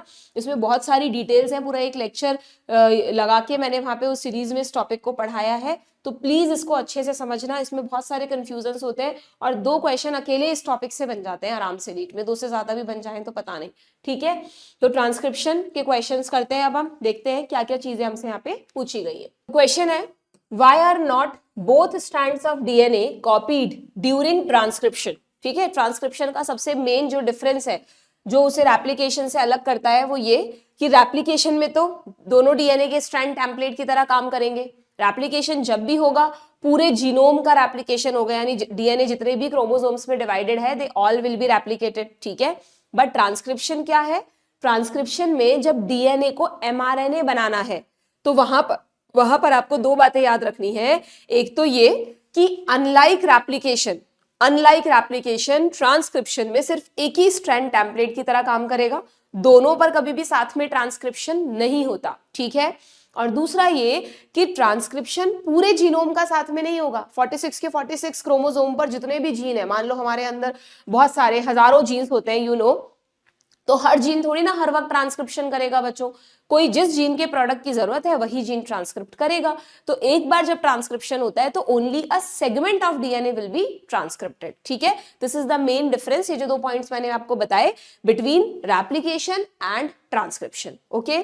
तो यहां पर आपसे पूछा है कि अब यहाँ पे कॉपी वर्ड आ गया तो आप कंफ्यूज मत हो जाना, ठीक है ना। आप ट्रांसक्रिप्शन की डेफिनेशन एनसीईआरटी में ध्यान से देखो। एनसीईआरटी में लिखा है the process of कॉपिंग genetic information from one strand of DNA, very important, one strand of DNA into RNA is called transcription. Normally हम कॉपी का मतलब समझते हैं अपने ही जैसा एक और बना देना। ट्रांसक्रिप्शन में तो डीएनए से आरएनए बनाए ना, फिर आपने उसको कॉपी क्यों कहा? क्योंकि अगर आपने ट्रांसक्रिप्शन पढ़ रखा है तो यू नो कि ट्रांसक्रिप्शन में जो सीक्वेंस बनती है, जैसे हम इसी एग्जांपल से देख लेते हैं, ये आपका एनसीईआरटी में आपको डीएनए के दोनों स्ट्रैंड बता रखे हैं, यू नो कि जिस स्ट्रैंड पर ट्रांसक्रिप्शन चलता है वो होता है टेम्पलेट स्ट्रैंड और दूसरा होता है कोडिंग स्ट्रैंड, ठीक है। तो अगर ये टेम्पलेट स्ट्रैंड है और ये कोडिंग स्ट्रैंड है, सपोज इसको मैं ए लिख देती हूँ, इसको बी लिख देती हूँ, तो आप जो इससे एमआरएनए बनाओगे, अच्छा पहले तो आपको ये पता है क्या कि इसी को क्यों टेम्पलेट स्ट्रैंड कहा? टेम्पलेट स्ट्रैंड हमेशा वो होगा जिसकी पोलैरिटी 3 to 5 होगी, क्योंकि जो एमआरएनए बनेगा ना बच्चों, जो एमआरएनए बनेगा वो एमआरएनए हमेशा 5 to 3 डायरेक्शन में बनता है, जस्ट सेम एज रेप्लिकेशन में न्यू स्ट्रैंड के बनने की डायरेक्शन क्या है? 5 to 3, जो डीएनए पॉलीमरेज की कंडीशन थी। तो आरएनए पॉलीमरेज क्या है? डीएनए पॉलीमरेज का भाई है, तो वो भी उस वाले नखरे दिखाएगा, वो कहेगा मैं भी 5 to 3 डायरेक्शन में ही आरएनए को बनाऊंगा। कंफ्यूज नहीं होना आपको एग्जाम्स में, ठीक है। तो 5 to 3 डायरेक्शन में अगर आरएनए बनेगा, और आपको पता है जब डीएनए से आरएनए बनता है तो कुछ समय के लिए दोनों आपस में जुड़े रहते हैं। डीएनए के जिस स्ट्रैंड पर आरएनए बन रहा है वो दोनों स्ट्रैंड आपस में चिपके हुए हैं ना, तो कभी भी ये 2 स्ट्रैंड पैरेलल नहीं हो सकते, इसलिए 5 to 3 पर आपको नहीं बनाना आरएनए, क्योंकि आरएनए खुद 5 to 3 डायरेक्शन में बनता है। तो ये डीएनए के उस स्ट्रैंड को यूज करेगा जो 3 to 5 पोलैरिटी रखता है, ठीक है। नाउ अब अगर हमें इसकी सीक्वेंस निकालनी है यार, आरएनए की क्या सीक्वेंस रहेगी जब ये बनेगा, तो उसके 2 तरीके मैंने आपको सिखा रखा है। या तो टेम्पलेट स्ट्रैंड का कॉम्प्लीमेंट्री बेस लिखते जाओ, जैसे ए का कॉम्प्लीमेंट्री टी होता है बट आरएनए में यू आएगा, टी के सामने ए आएगा, जी के सामने सी आएगा, ठीक है। सी के सामने फिर से जी आएगा, ए के सामने टी की जगह यू लगा दो, टी के सामने ए लगा दो, जी के सामने सी लगा दो, समझ गए। या तो ऐसे करो, पर जनरली कई बार एग्जाम में जब हम कॉम्प्लीमेंट्री बेस दिमाग में लिख रहे होते हैं तो कंफ्यूज हो जाते हैं। तो अगर आपको कोडिंग स्ट्रैंड दिया हो ना बच्चों, तो हमेशा उसी को चुनना, उसी से बनाना आप आरएनए, क्योंकि कोडिंग स्ट्रैंड आप ध्यान से देखो बिल्कुल सेम है क्या सीक्वेंस में, ए सी जी ए सी जी ए सी जी ए सी आगे आएगा अभी यहाँ पर जी, है ना, सिर्फ एक डिफरेंस दिख रहा होगा, जहां जहां टी है वहां वहां यू लगा दो। तो बिल्कुल कोडिंग स्ट्रैंड को लिख दो तुम एज इट इज, सिर्फ टी की जगह थाइमिन की जगह यूरेसिल लगा दो, दैट्स इट। ठीक है, तो और इसीलिए इसको कोडिंग स्ट्रैंड कहते हैं, क्योंकि जो कोडोन्स की सीक्वेंस है वही इसकी सीक्वेंस है। ठीक, तो हमेशा आपको ध्यान रखना है एमआरएनए की जो सीक्वेंस है वो कैसी है, वो कोडिंग स्ट्रैंड की, ऐसा लग रहा है कोडिंग स्ट्रैंड को किसी ने कॉपी कर दिया हो और क्या करा हो, टी की जगह यू लगा दिया हो। But to remember, coding strand पर नहीं चलता ट्रांसक्रिप्शन, ट्रांसक्रिप्शन टेम्पलेट पर चलता है। ठीक है, और क्योंकि ये इसका एक तरह से कॉपी करा हुआ ही लग रहा है ना, तो हम ट्रांसक्रिप्शन को कह सकते हैं कि यहाँ पर डीएनए ने अपनी इंफॉर्मेशन को कॉपी किया है, but not in the form of DNA but in the form of RNA, जिस पर 3 के कोडोन्स होंगे, यूएसी, जीयूए, फिर आगे, है ना, और फिर ये कोडोन्स अमीनो एसिड्स को जोड़ते जाएंगे जब ट्रांसलेशन करेंगे। डन, चलिए, तो आपसे पूछा है कि क्यों दोनों स्ट्रैंड ट्रांसक्रिप्ट नहीं हो सकते, तो मैंने आपको समझाया था, ट्रांसक्रिप्शन का लेक्चर देख लेना, कि अगर दोनों, बाकायदा डायग्राम बनवा के समझाया था कि अगर दोनों स्ट्रैंड ट्रांसक्रिप्शन करते हैं, यहाँ पर आप देखो, तो अगर मैं इससे भी बनाऊं और इससे भी बनाऊं एक आरएनए, तो जो 2 आरएनए बनेंगे वो भी तो एक दूसरे के कॉम्प्लीमेंट्री होंगे। अगर ये दोनों आपस में कॉम्प्लीमेंट्री हैं तो 2 स्ट्रैंड भी आपस में कॉम्प्लीमेंट्री होंगे, और जैसे ही वो फ्री होंगे वो दोनों आरएनए आपस में बंध जाएंगे और एक डबल स्ट्रैंडेड आरएनए बना देंगे, जो कि एक वेस्ट प्रोसेस हो जाएगा। ठीक है, तो यहाँ पर पूछा है, बताया है, ऑप्शंस दिए हैं आपको, because RNA molecule with different complementary sequences will be formed, बिल्कुल ठीक है। अगर दोनों स्ट्रैंड ट्रांसक्रिप्शन करते तो 2 ऐसे आरएनए बनते जो एक दूसरे के कॉम्प्लीमेंट्री होते और डिफरेंट सीक्वेंस रखते, सेम सीक्वेंस वाला आरएनए तो नहीं बनेगा ना, because RNA molecule with different non complementary sequences, गलत, because RNA molecule with identical sequences, गलत, अगर आइडेंटिकल बनता फिर तो बढ़िया बात था, फिर तो नेचर डीएनए के दोनों स्ट्रैंड पर आरएनए बनाती, एक ही बार में 2 आरएनए बन के तैयार हो जाते। ठीक है, तो यहाँ पर आंसर होगा ऑप्शन ए। जिसे नहीं समझ में आया वो प्लीज जाके लेक्चर देखो, आपको कॉन्सेप्ट समझ में आ जाएगा। डन, चलिए, the difference between replication and transcription अभी अभी बताया मैंने आपको, both strand of DNA act as template in replication while only one strand as template in transcription। पहला पॉइंट बिल्कुल ठीक है, कभी भी इस तरह के क्वेश्चन में पहला मिल गया तो आगे ना पढ़े ऐसी आदत मत डालना, एक बार देख लेना ऑल ऑफ द अबव दिया है क्या, तो आपको सारे पढ़ने हैं फिर। ठीक, replication results in duplication of entire genome whereas transcription code only a segment of DNA, same to same NCERT में लिखा है। replication involve DNA polymerase while transcription involve RNA polymerase, तो यहाँ पर सभी सही है। ठीक है, आगे बढ़ जाए। assertion reason question, in eukaryotes replication and transcription occur in the nucleus, ये बात भी सबको पता है क्या, कि अगर हम प्रोकैरियोट की बात करें, प्रोकैरियोट की बात करें तो प्रोकैरियोट्स में न्यूक्लियस नहीं होता, जो डीएनए है वो साइटोप्लाज्म में ही पड़ा रहता है, यस और नो। तो जो भी प्रोसेस होगा, चाहे रेप्लिकेशन हो चाहे ट्रांसक्रिप्शन हो, और ट्रांसक्रिप्शन के बाद ट्रांसलेशन हो, सब चीजें साइटोप्लाज्म में होती है। लेकिन अगर आप यूकैरियोटिक सेल की बात करोगे बच्चों, तो यूकैरियोटिक सेल में रेप्लिकेशन एंड ट्रांसक्रिप्शन तो न्यूक्लियस में होगा, जबकि ट्रांसलेशन साइटोप्लाज्म में होगा, सीधी सी बात है। तो ये कह रहा है कि यूकैरियोट में रेप्लिकेशन एंड ट्रांसक्रिप्शन न्यूक्लियस में होता है, but translation takes place in the cytoplasm, सही है। रीजन कह रहा है mRNA is transferred from the nucleus into cytoplasm, yes we all know nucleus में ऐसे पोर्स होते हैं, तो mRNA बाहर आ जाता है। Where, क्यों बाहर आया, क्योंकि ribosome and amino acids, translation यानी प्रोटीन सिंथेसिस के लिए क्या चाहिए, राइबोसोम्स और अमीनो एसिड चाहिए, और आप सबको पता होगा कि राइबोसोम और अमीनो एसिड सब बाहर पड़े हुए हैं, साइटोप्लाज्म में पड़े हुए हैं, are available for protein synthesis. Yes, बिल्कुल ठीक बात है कि क्यों यूकैरियोट्स में ट्रांसलेशन भी अंदर ही हो जाता, क्या दिक्कत थी, क्यों आया साइटोप्लाज्म में वो बाहर, क्योंकि जो मशीनरी है ट्रांसलेशन की, it is available in the cytoplasm. तो यहाँ पे ये बिल्कुल करेक्ट एक्सप्लेनेशन है। ठीक है, नेक्स्ट क्वेश्चन, इसमें क्या पूछा है आपसे, अच्छा आरएनए सिंथेसिस की खुद की डायरेक्शन क्या है, सीधा सीधा मैंने आपको बताया 5 to 3, और दूसरा दिया है direction of reading of the template DNA, तो मतलब टेम्पलेट डीएनए कौन सा होता है, जो 3 to 5 डायरेक्शन में होता है, तो ये रहा हमारा करेक्ट ऑप्शन, यानी ऑप्शन ए। ठीक है, सिंपल सा क्वेश्चन है, इसको देख के घबराना नहीं है क्या 3 2 5 5 2 3 दे दिया। कॉन्सेप्ट पता है, बहुत इजीली हो जाएगा, बिल्कुल टाइम नहीं लगेगा। What would be the correct base sequence in mRNA for the given strand. ठीक है, अब आपको इन्होंने बताया नहीं है कि ये टेम्पलेट है या कोडिंग है, आपको खुद देखना है बच्चों।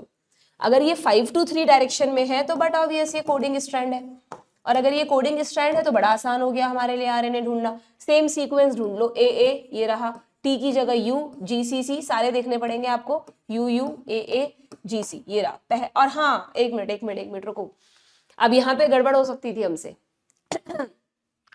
हमने आरएनए की सीक्वेंस तो निकाल ली बच्चों, पर पोलैरिटी नहीं देखी। आरएनए की पोलैरिटी 3 to 5 है, यहाँ पे आरएनए की पोलैरिटी 3 to 5 नहीं होती, हमेशा 5 to 3 होती है, तो ये गलत है।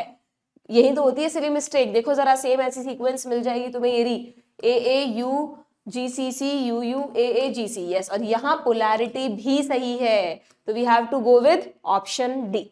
ठीक है, इतना ध्यान से, फुल अटेंशन से, फोकस से आपको क्वेश्चंस करने हैं, वरना छोटी छोटी चीजें हैं जो आपको 1 साल ड्रॉप दोबारा करवा देंगी, है ना। 2 क्वेश्चंस अननेसेसरी गलत होने का मतलब 10 नंबर पीछे होना।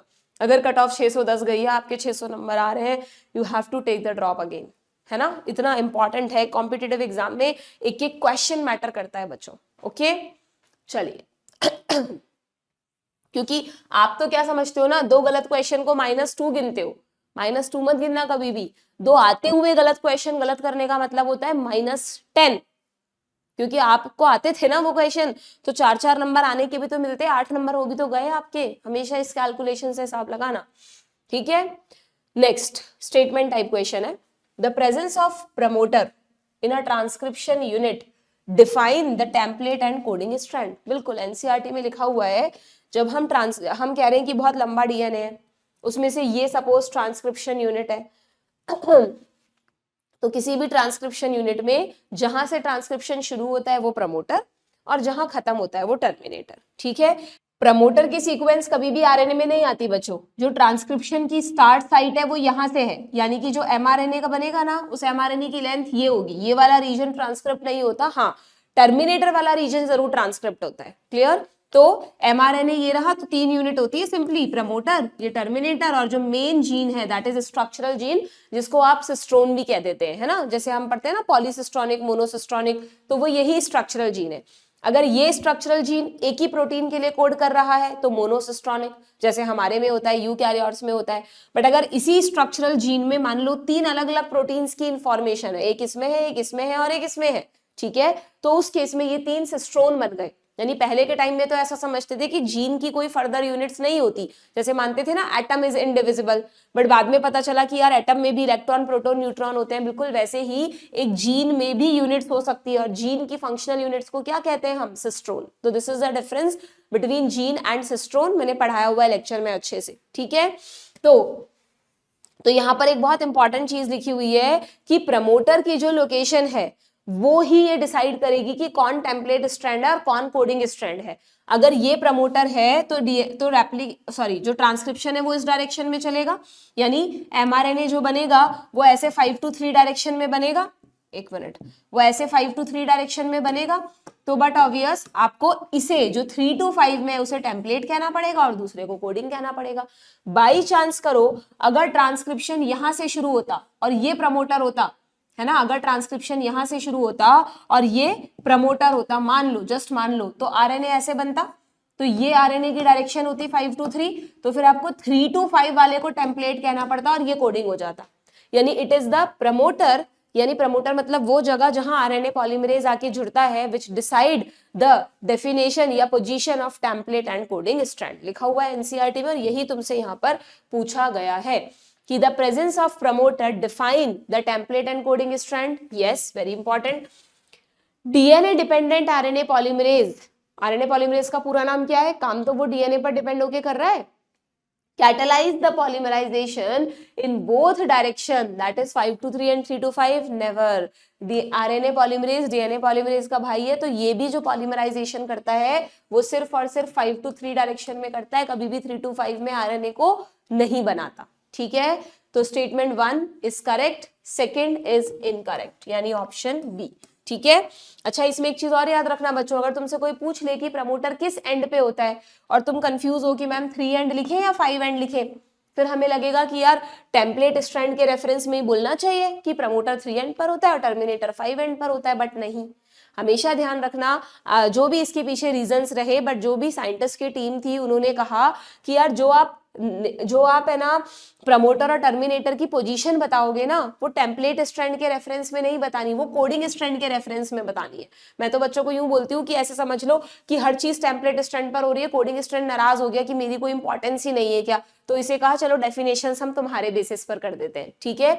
तो अगर कोई तुमसे पूछे प्रमोटर किस एंड पर होता है, तो 3 एंड मत बोल देना, प्रमोटर 5 एंड पर होता है। वो अंडरस्टूड है कि तुमने 5 एंड कोडिंग स्ट्रैंड के रेफरेंस में बोला है। और टर्मिनेटर किस एंड पर होता है, तो टर्मिनेटर 3 एंड पर होता है। ये आपको ध्यान रखना है, एक एक पॉइंट एनसीईआरटी में लिखा हुआ है। हमेशा 5 एंड को अप स्ट्रीम एंड 3 एंड को डाउन स्ट्रीम कहते हैं। इसमें ये अप स्ट्रीम है, ये डाउन स्ट्रीम है। 5 बड़ा है उसको अप स्ट्रीम कहते हैं, 3 को डाउन स्ट्रीम कहते हैं, ठीक है। ये सब छोटे छोटे पॉइंट्स हैं, अलग अलग हैं, सब पे क्वेश्चंस करवाना पॉसिबल नहीं था, तो मैं तुम्हें बताती जा रही हूँ, ओके। नेक्स्ट क्वेश्चन पर आते हैं। नेक्स्ट क्वेश्चन क्या है हमारा, विच स्टेटमेंट आर करेक्ट, ठीक है। ये आरएनए पॉलीमरेज के टाइप्स आ गए अब, है ना। कोई सिस्ट्रोन पे क्वेश्चन नहीं है क्या, मोनोसिस्ट्रॉनिक पॉलीसिस्ट्रॉनिक पर, है ना। आगे ये रहा, पहले ये वाला क्वेश्चन देख लेते हैं बच्चों हम, है ना, क्योंकि आपकी एनसीईआरटी के सीक्वेंस में अगर हम चले तो पहले ट्रांसक्रिप्शन यूनिट के टाइप्स है। अभी सिंपली बताया मैंने तुम्हें, मोनोसिस्ट्रॉनिक एक स्ट्रक्चरल जीन में एक ही सिस्ट्रोन जो हमारे में होता है, जबकि आप कैसे याद रखोगे अगर कंफ्यूजन हो रहा है तो P for prokaryote, P for polycistronic, या तो ऐसे याद रख लो या ऐसे याद रख लो। लैकोपेरॉन में आप 3 सिस्ट्रोन पढ़ते हो ना, ZYA। लैकोपेरॉन किस में है, बैक्टीरिया में, तो पॉलीसिस्ट्रॉनिक कहाँ होंगे, बैक्टीरिया में। किसी भी तरह से याद रख सकते हैं आप, ठीक है। और इसमें एक और कंफ्यूजन होता है जो मैंने वहां लेक्चर में बहुत अच्छे से बताया है कि हम है ना बहुत बार ये समझ जाते हैं, आप लोग ये समझ जाते हैं कि पॉलीसिस्ट्रोनिक में इंट्रॉन एक्सॉन होंगे। नहीं, पॉलीसिस्ट्रॉनिक मोनोसिस्ट्रॉनिक अलग बेसिस पर है, इंट्रॉन एक्सॉन अलग बेसिस पर है। अगर हम बैक्टीरिया में ट्रांसक्रिप्शन यूनिट को देखेंगे तो मान लो ये प्रमोटर है और ये टर्मिनेटर है और ये रहे सिस्ट्रोन C1 C2 C3, तो ये बैक्टीरिया की है ट्रांसक्रिप्शन यूनिट, ठीक है। और अगर मैं यूकैरियोट्स की ट्रांसक्रिप्शन यूनिट बनाऊं बच्चों, तो यूकैरियोट में ये प्रमोटर है, ये टर्मिनेटर है। अब यहाँ पे सिस्ट्रोन तो एक ही है, यानी it will code for only 1 protein, तो this is a monocistronic unit. But जब इस सिस्ट्रोन ने एमआरएनए बनाया ना, ये एमआरएनए बनाया, तो इस एमआरएनए पर जो सीक्वेंसेस थी वो ऐसी थी, exon intron, exon intron, exon intron, alternatively बीच बीच में कुछ इंटरप्टिंग सीक्वेंसेस थी। एक ही प्रोटीन के लिए कोड करेगा ये एमआरएनए आगे जाकर, लेकिन इस एमआरएनए में बीच बीच में इंटरप्टिंग सीक्वेंसेस थी, क्योंकि यहाँ पर स्प्लिट जीन अरेंजमेंट था। जीन जो है वो स्प्लिटिंग हो रखी है, जीन की स्प्लिटिंग, यानी जीन में कुछ काम के कोडोन्स हैं, कुछ अनयूजफुल कोडोन्स हैं, कुछ यूजफुल कोडोन्स हैं, कुछ अनयूजफुल हैं, सीक्वेंसेस हैं।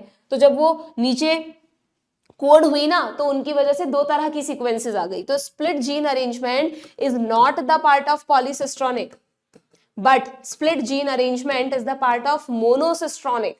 सिस्ट्रोन एक ही है, उस सिस्ट्रोन ने जब ट्रांसक्रिप्ट किया तो जो आरएनए बना उसे आप HNRNA कहते हो, mRNA कहते ही नहीं हो, क्योंकि this is heterogeneous nuclear RNA, है ना। यहाँ पर तो क्या होगा, ये एक ही mRNA बना, दिस इज mRNA, प्रोसेस्ड है ये, इसमें कुछ नहीं करना, सीधा ट्रांसलेशन शुरू कर देगा ये।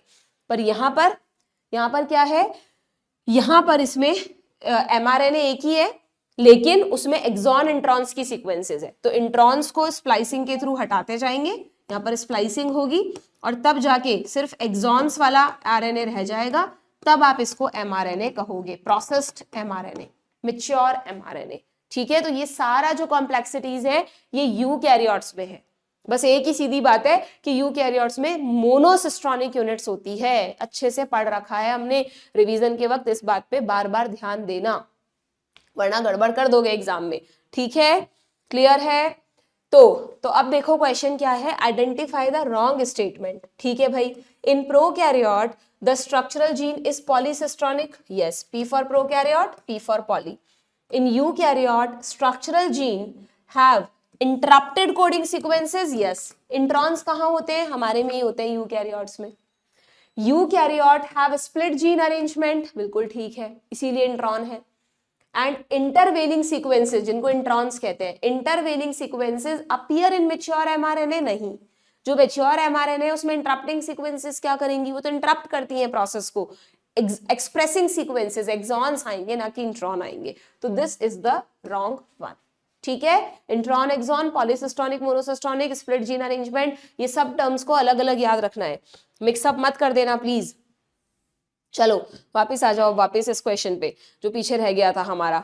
अब आपके बुक में इसमें ट्रांसक्रिप्शन का प्रोसेस है, वेरी सिंपल, वही 3 स्टेप्स होते हैं। ये जुड़ेगा, आरएनए बनाएगा और टर्मिनेशन पर अलग कर देगा। अगर हम प्रोकैरियोट्स में देखें तो शुरू करने के लिए सिग्मा, रोकने के लिए rho factor, simple start sigma, रोकने के लिए रो फैक्टर। और आरएनए पॉलीमरेज एक ही तरह का होता है, क्योंकि उसके कुछ साथी आ गए ना। लेकिन यू कैरियोट्स में अगर आप देखोगे तो यू कैरियोट्स में ये सब एडिशनल चीजें तो है ही, प्लस इसके अलावा एक चीज और है कि यू कैरियोट्स में कोई सिग्मा एंड रो की जरूरत नहीं होती। यू कैरियोट्स में जो आरएनए पॉलीमरेज है वो 3 तरह का होता है बच्चों, फर्स्ट, सेकंड एंड थर्ड। और हम इसे कैसे याद रखते हैं, तीनों अलग अलग तरह के आरएनए को बनाते हैं। जैसे पीएमटी का एग्जाम होता था वैसे आरएमटी याद रखना है। पहले नीट को प्री मेडिकल टेस्ट पीएमटी बोलते थे, तो आप इसमें आरएमटी याद रख लो। यानी फर्स्ट किसको बनाएगा, आरआरएनए को, सेकंड किसको बनाएगा, एमआरएनए को, और थर्ड किसको बनाएगा, टीआरएनए को। कितना सिंपल हो गया ना, इस पे बहुत क्वेश्चन आता है। ठीक है, और इसमें भी हो सकता है ऑप्शंस में एमआरएनए की जगह एचएनआरएनए लिखा हुआ आ जाए, बिकॉज वी नो अभी अभी बताया कि यूकैरियोट्स में एमआरएनए की फॉर्म में नहीं बनता, बल्कि हेट्रोजीनस 2 तरह की सीक्वेंसेस एक्सॉन इंट्रॉन्स के साथ बनता है, इसलिए उसे एचएनआरएनए कहते हैं। ठीक है, और एक चीज याद रखनी है कि जो आरआरएनए होता है ना बच्चों, उनके बहुत सारे सब टाइप्स होते हैं, राइबोसोम में अलग अलग यूनिट्स में होते हैं, तो आरआरएनए के सब टाइप्स होते हैं। तो तुम्हारी बुक में स्पेसिफाई किया है कि वैसे तो आरआरएनए के जितने भी टाइप्स हैं उनको यही बनाएगा, फर्स्ट बनाएगा, पर एक टाइप ऐसा है जिसको थर्ड बनाएगा। कौन सा टाइप है वो ये दे रखा, यहाँ पे देखो हाईलाइट कर लो, दैट इज 5s आरआरएनए, जो सबसे छोटा यूनिट है। 28, 18, 5.8 सबसे छोटी है 5s, तो सबसे छोटे वाले को बोल दिया थर्ड वाला तू बना लेना उसको। ठीक है, वो होता है ना कि जो सबसे छोटा घर में भाई बहन होता है उससे हम छोटे मोटे काम तो करवा ही लेते हैं अपने, है ना, बैठे बैठे थोड़ा बहुत ऑर्डर चला देते हैं। वो बात अलग है कि आजकल मानते नहीं है छोटे भाई बहन इतनी बात, लेकिन हम कोशिश तो करते ही। तो बिल्कुल वैसे ही याद रखना कि फर्स्ट, सेकंड और थर्ड में जो एडिशनल वर्कलोड है वो किसके पास है, थर्ड के पास। जैसे एक आरआरएनए बचा वो थर्ड को दे दिया। एक एसएनआरएनए होता है, स्मॉल न्यूक्लियर आरएनए, जो स्प्लाइसिंग के स्प्लाइसियोसोम में होता है, वो भी किसको दे दिया, थर्ड को दे दिया बनाने के लिए। ठीक है, तो आपको इजीली याद रहेगा, आप गड़बड़ नहीं करेंगे। डन, तो बताओ इसका आंसर, बहुत इजीली कर सकते हो कि अब तुम करेक्ट बताना है तुमको। फर्स्ट आरआरएनए को बनाता है, यस। थर्ड एचएनआरएनए को बनाता है, गलत। सेकंड एसएनआरएनए को बनाता है, बिल्कुल गलत। सेकंड एचएनआरएनए को बनाता है, सही, वही एचएनआरएनए क्या है एमआरएनए की प्रीवियस फॉर्म है। ठीक है, तो यहां पर A and D R the correct one. Okay, ठीक है, next question, which is correct in prokaryotes single RNA polymerase transcribe all RNA. बिल्कुल ठीक है, प्रोकैरियोट में सिग्मा और रो तो होते हैं बट उसके टाइप्स नहीं होते, ऐसे याद रखो, उसमें भी 3 उसमें भी 3। यूकैरियोट में 3 टाइप है, प्रोकैरियोट में 3 दोस्त है। ठीक, in eukaryotes RNA polymerase first, दोबारा आया है, ट्रांसक्रिप्ट आरआरएनए 28, 18, 5.8, बिल्कुल ठीक। Where as RNA polymerase third, जो सबसे छोटा भाई है, is responsible for T, RMT, 5s and snRNA. Yes, exactly correct. ठीक है, आरएनए पॉलीमरेज सेकंड जो है आरएमटी, वो एमआरएनए को बनाता है, यस। एचएनआरएनए एमआरएनए का ही टाइप है, यूकैरियोट्स में ही लिखा हुआ है। राइबोसोमल लार्ज सब unit has P and A site, ये अभी आगे ट्रांसलेशन का पार्ट है, but yes it is correct. Large unit में ही 2 चैम्बर होते हैं, पी चैम्बर, ए चैम्बर। तो यहाँ तो सारे ही सही है बच्चों, विच आर द करेक्ट, ये दे रखा है all of these. Okay okay, तो ये हमारे ट्रांसक्रिप्शन से रिलेटेड क्वेश्चंस हो गए क्या सारे? यस, आज हम इतना ही करेंगे, क्योंकि एक क्वेश्चन और है, ये रहा, ये वाला क्वेश्चन पहले होना चाहिए था, कोई बात नहीं, एक ये क्वेश्चन और देख लो कि फिर हम ट्रांसलेशन, जेनेटिक कोड होना भी तो है इस चैप्टर में काफी पार्ट, वो हम नेक्स्ट सेशन में कंप्लीट कर लेंगे। कि अगर हम यहाँ पर देखें बच्चों, तो जब यूकैरियोट्स में ये पूरा प्रोसेस होता है, ये पूरा प्रोसेस मतलब ट्रांसक्रिप्शन का प्रोसेस होता है, तो ये तो हमें समझ में आ गया कि कौन सा आरएनए किस एंजाइम से बनता है। अब अगर हम एमआरएनए बना रहे हैं तो देखो यहाँ पे आपको 2 कलर्स दिख रहे हैं, क्योंकि ये अभी एमआरएनए नहीं है। यहाँ पे मैं जब भी पढ़ाती हूँ बच्चों को बोलती हूँ कि यहाँ पर एमआरएनए के साथ स्लैश करके एचएनआरएनए लिख लो, क्योंकि इसमें अभी एक्सॉन इंट्रॉन है, तो दिस इज एचएनआरएनए। इसकी स्प्लाइसिंग होगी, इंट्रॉन्स को रिमूव करके हटा रहे हैं, ये इंट्रॉन्स के लूप्स बना बना के हटा रहे हैं एंजाइम। कौन सा एंजाइम? स्प्लाइसियोसोम, ठीक है। और फिर जो येलो कलर की सीक्वेंसेस रह जाएगी, दीज आर ओनली एक्सॉन्स। इसको आप कहोगे मैच्योर एमआरएनए, प्रोसेस्ड एमआरएनए, ठीक है। और जब ये स्प्लाइसिंग चल रही होती है तो साइमल्टेनियसली कैपिंग और टेलिंग भी होती है। क्या हुआ? ये साइमल्टेनियसली कैपिंग और टेलिंग भी होती है। ये रही कैपिंग और ये रही telling. Very very important question आता है। कैपिंग में क्या करते हैं, एमआरएनए की कैप कहाँ होगी? उसके हेड पर। हेड क्या है? 5 एंड, टेल क्या है? 3 एंड। तो 5 एंड पर एक सिंगल न्यूक्लियोटाइड जोड़ दिया जाता है। ये रहा एक ऐसा न्यूक्लियोटाइड जिसमें ग्वानिन हो, सिंगल की जगह ट्राइफॉस्फेट लगे हुए हैं और ये मिथाइलेटेड भी है, तो इसका नाम है मिथाइलेटेड ग्वेनोसिन ट्राइफॉस्फेट। तो it is an unusual nucleotide ना, क्योंकि नॉर्मल न्यूक्लियोटाइड में ना तो मिथाइल होता है ना 3 फॉस्फेट होते हैं, इसलिए इसको बोला एक अनयूजुअल न्यूक्लियोटाइड कैपिंग में जोड़ दिया जाता है। पूछते हैं नीट में, वेरी वेरी इंपॉर्टेंट, कि कैपिंग में किस एंड पर क्या जोड़ते हैं, ठीक है। एंड अगर हम टेलिंग की बात करें तो 3 एंड पर ये एक न्यूक्लियोटाइड नहीं है बच्चों, this is poly A tail. बहुत सारे एडिनोसिन रेजिड्यूज यहाँ पे जोड़ दिए जाते हैं, this is called poly adenylation. कितने? ऊपर दे भी रखा है आपकी बुक में नंबर 200 से 300 एडिनाइलेटेड रेजिड्यूज आर एडेड, ठीक है। इसमें टेम्पलेट का कोई लेना देना नहीं है, मतलब टर्मिनेटर में नहीं थी इसकी सीक्वेंस, ये बाद में जुड़े हैं ट्रांसक्रिप्शन के बाद, so it is template independent. Clear? तो ये चीज भी आपको ध्यान रखनी है। उसी पर बेस्ड क्वेश्चन है, with reference to processing of hnRNA which is incorrect बताना है हमको, ठीक है भाई। इंट्रॉन्स आर रिमूव्ड, इंटरप्टेड, जब भी कंफ्यूज हो इंट्रॉन इंटरप्टेड तो रिमूव होंगी, एक्सॉन एक्सप्रेसिंग तो रहेंगी, ठीक है। Capping and telling occur at 5 and 3 end respectively, yes. Addition of residues means capping, गलत। Addition of triphosphate takes place at 5 end, सही। ये नहीं कि इसको गलत करा तो धुन में इसको भी गलत कर दो, ये सही है ना। Processing takes place in the nucleus, ये सब प्रोसेसिंग न्यूक्लियस में ही होती है। And convert hnRNA into functional RNA, बिल्कुल ठीक। यानी हमें इनकरेक्ट बताना था, तो इनकरेक्ट ओनली सी है, तो ऑप्शन बी हो जाएगा। यहां टिक करोगे तो गलती से ओएमआर में सी मत भर देना, ओएमआर में बी ऑप्शन भरना है तुमको, ओके। छोटी छोटी चीजें हैं, बी अवेयर फॉर देम। तो यहाँ पर आपके ये खत्म हुए ट्रांसक्रिप्शन से रिलेटेड क्वेश्चंस। बड़ा टॉपिक है, अभी भी मैं कहूंगी ट्रांसक्रिप्शन के क्वेश्चंस की, एप्लीकेशन की खूब सारे क्वेश्चन करो, प्रैक्टिस करो। नहीं आता है कमेंट बॉक्स में पूछो, ठीक है। ये एक थोड़ा लाइन लिखी हुई है, by chance statement type question में आ सकता है कि जो स्प्लाइसिंग का प्रोसेस है ना यूकैरियोट में, स्प्लिट जीन अरेंजमेंट, ये हमें क्या बताता है? तो ये हमें बताता है कि जो इंट्रॉन्स है ना वो एक तरह की वेस्टिजियल सीक्वेंसेस है। जैसे हमारी बॉडी में वेस्टिजियल ऑर्गन्स रह जाते हैं, वैसे शायद हमारे कोई बहुत पहले के एंसेस्टर्स में वो जो इंट्रॉन वाली सीक्वेंस है वो भी काम करती होगी, वो भी ट्रांसलेट करती होगी, और कोई एक ऐसा प्रोटीन बनता होगा जो उस समय जरूरी था। विद द टाइम वो प्रोटीन मॉडिफाई हो गया, पर जीन में उसकी सीक्वेंस अभी भी रह गई। तो introns are reminiscent of antiquity, antiquity यानी पुराने समय की याद दिलाते हैं, यानी they are somewhat vestigial sequences. इस तरह से मैंने सिंपल समझाने के लिए तुम्हें बताया है, ठीक है, क्लियर। एंड ये जो स्प्लाइसिंग का प्रोसेस है ये बताता है कि यार आरएनए वर्ल्ड इज डोमिनेंट, उस समय डोमिनेंस रहा होगा। आरएनए बटालियर जब इवॉल्व हुआ था, पहले आरएनए बना था, तो आरएनए तो वैसा का वैसा बना जो जीन की सीक्वेंस थी, फिर उसमें स्प्लाइसिंग की गई, ठीक है, क्लियर। तो बस ये थोड़ी बहुत चीजें हैं जो तुम्हें पढ़नी है। कोई भी क्वेश्चन आए, एनसीईआरटी का कुछ भी पार्ट आपको मिस नहीं करना, कहीं से भी क्वेश्चन आ सकता है। You must be prepare for each and every line of NCERT, ठीक है। चलिए, तो नेक्स्ट सेशन में हम जेनेटिक कोड, ट्रांसलेशन, लेकोपेरॉन, ये जो भी मेन चीजें रह गए, आई विल ट्राई कि नेक्स्ट सेशन में हम इस चैप्टर को कंप्लीट कर दें। कितने क्वेश्चन कर लिए हमने? हाँ, ठीक है, लगभग इतने क्वेश्चन और रह गए। प्रिपेयर करके आना जो भी टॉपिक्स है, and will do the question practice, ठीक है। Good bye.